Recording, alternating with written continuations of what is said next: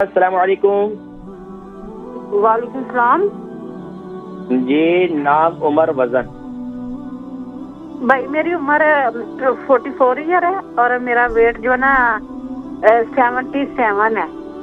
تو اچھا بھائی مجھے نا معدے کا پرابلم ہے تقریباً. کیا ہے میرے میں؟ بھائی مجھے نا 2-2.5 سال سے نا پرابلم ہے کہ ٹھنڈی چیز بھی کھاؤں تو میرا دماغ سن ہو جاتا ہے اور گرم بھی کھاؤں تو گرمی لگ جاتی ہے. تو آنکھیں بہت جو ہے نا خارش اور ایسا جلن رہتی ہے نا، نارمل نہیں جیسے بندہ نہیں ہوتا ایسے میرا اس کی وجہ سے جو ہے نا ہوا ہے. تو میرے پیریڈ بھی نہیں آتے نا. 2-2.5 سال پہلے 2.5 سال پہلے میرا بچہ ہوا تھا تو انہوں نے مجھے آکسیجن لگائی تھی. اس کے بعد سے نا میرا ٹھیک نہیں ہوا تھا.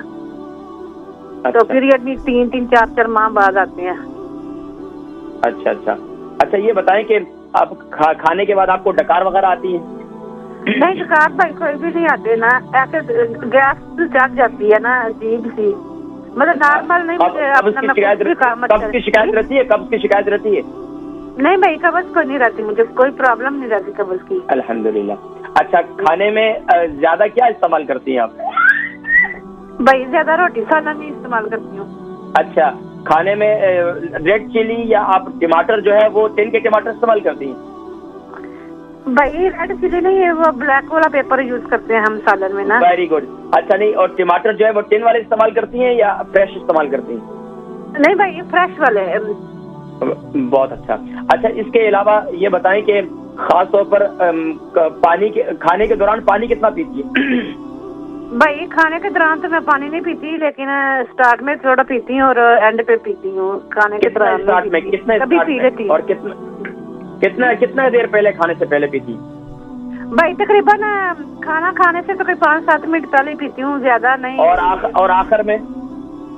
آخر میں بھائی کھانے کے فوراً بعد پی لیتی ہوں. ہاں آخر میں کھانا پانی نہ پیئے. وہ آخرہ وباء. معدے کی سب سے بڑی پرابلم کھانے کے بعد پانی پینا ہے. ٹھیک ہے، باقی میں انشاءاللہ ذکر کرتا ہوں انشاءاللہ. ٹھیک ہے.